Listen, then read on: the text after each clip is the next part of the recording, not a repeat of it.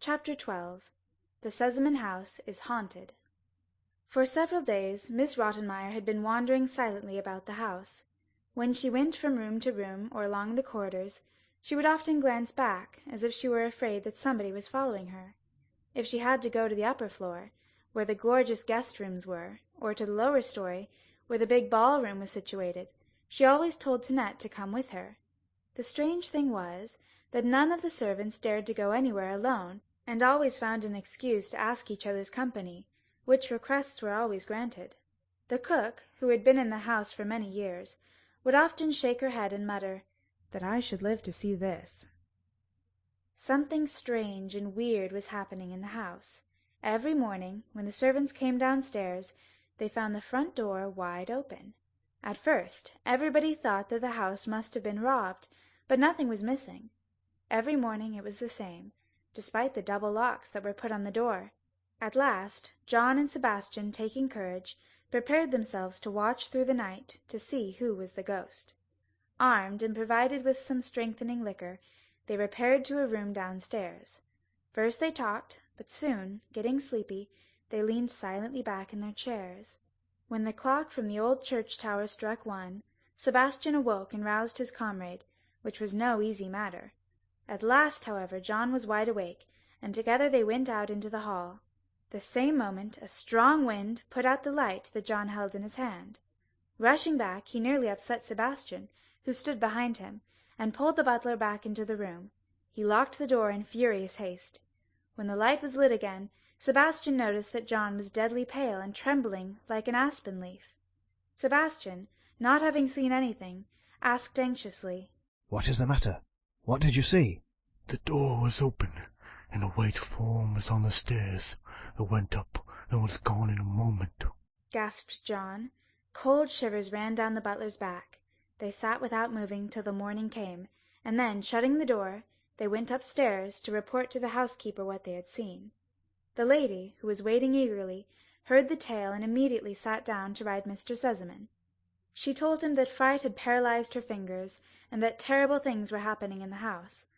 Then followed a tale of the appearance of the ghost. Mr. Sesemann replied that he could not leave his business, and advised Miss Rottenmeier to ask his mother to come and stay with them, for Mrs. Sesemann would easily dispatch the ghost. Miss Rottenmeier was offended with the tone of the letter, which did not seem to take her account seriously.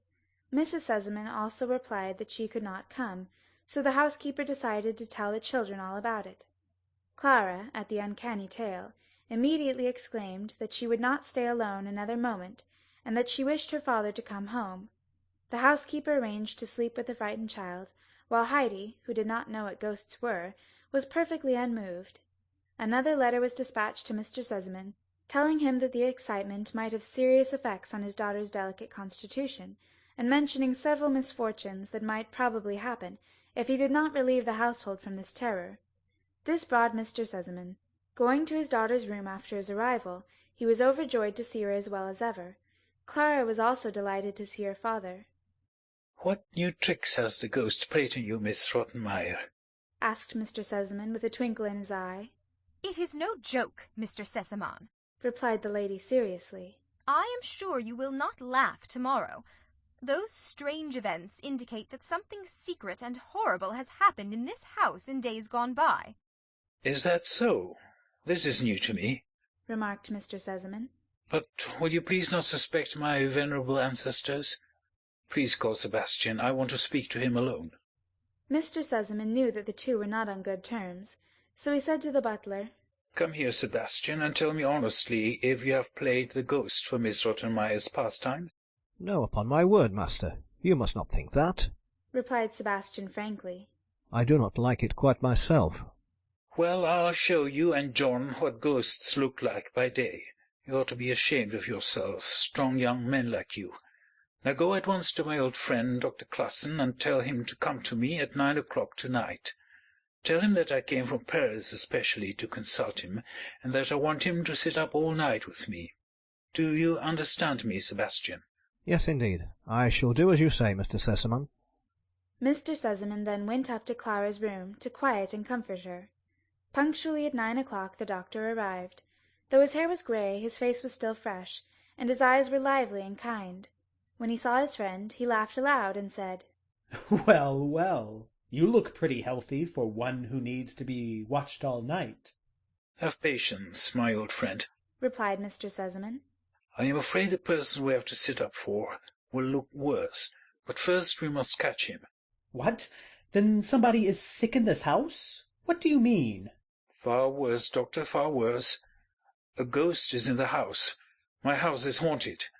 When the doctor laughed, Mr. Sesemann continued, I call that sympathy. I wish my friend Miss Rottenmeier could hear you. She's convinced that an old Sesemann is wandering about, expiating some dreadful deed. How did she make his acquaintance? asked the doctor, much amused. Mr. Sesemann then explained the circumstances. He said that the matter was either a bad joke which an acquaintance of the servants was playing in his absence, or it was a gang of thieves, who, after intimidating the people, would surely rob his house by and by. With these explanations they entered the room where the two servants had watched before. A few bottles of wine stood on the table, and 2 bright candelabra shed a brilliant light. 2 revolvers were ready for emergencies.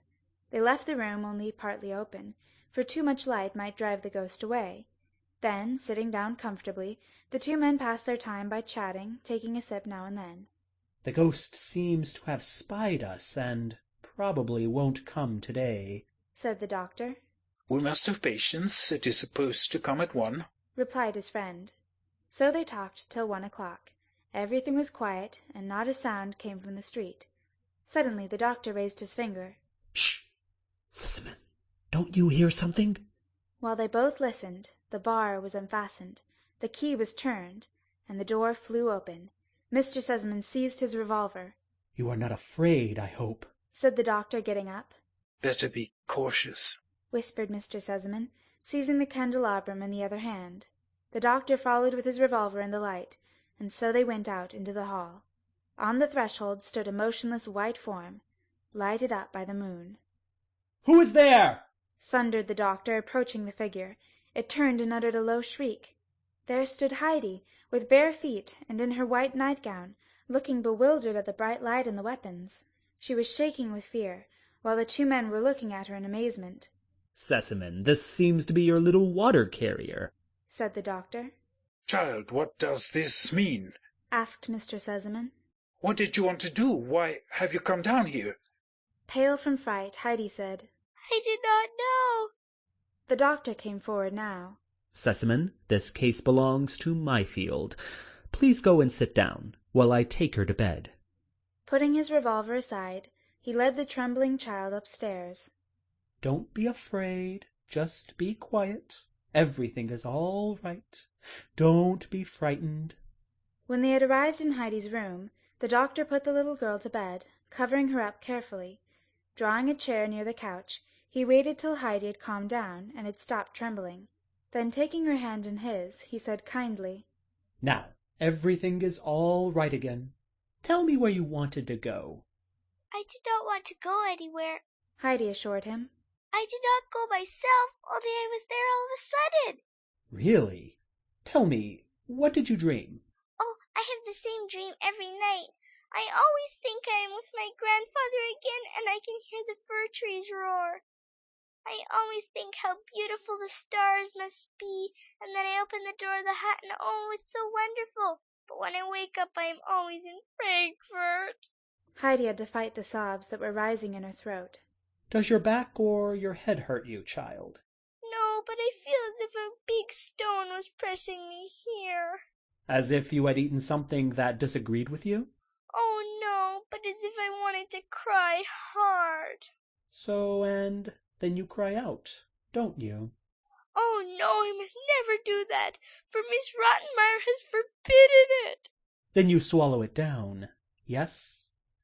Do you like to be here? Oh, yes, was the faint, uncertain reply. Where did you live with your grandfather? up on the Alp. But wasn't it a little lonely there? Oh, no, it was so beautiful. But Heidi could say no more.